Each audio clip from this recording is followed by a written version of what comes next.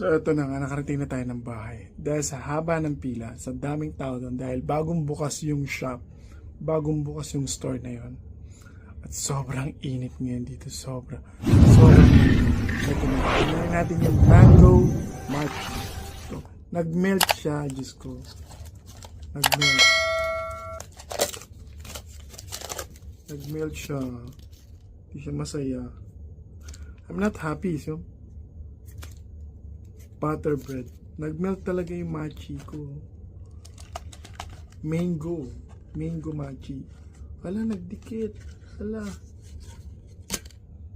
Nag-melt siya kasi sobrang init talaga, promise. Ang bango. Parang ayaw siyang kainin kasi yung bango. Alam mo yung authentic na amoy ng mango ay nandito sa kanya.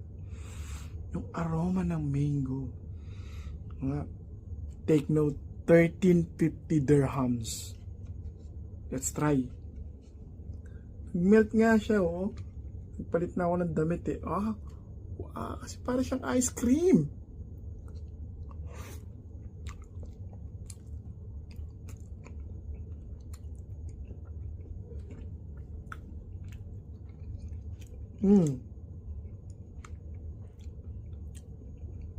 Ang sarap.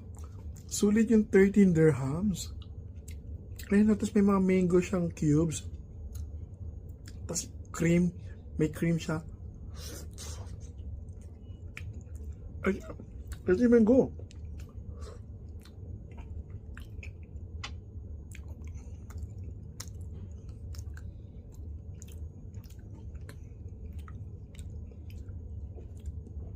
Grabe ang sarap.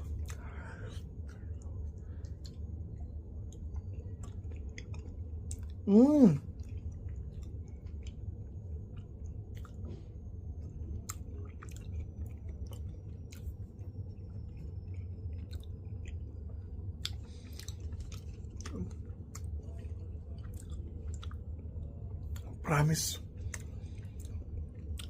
Ewan ko. Nag-melt, oh.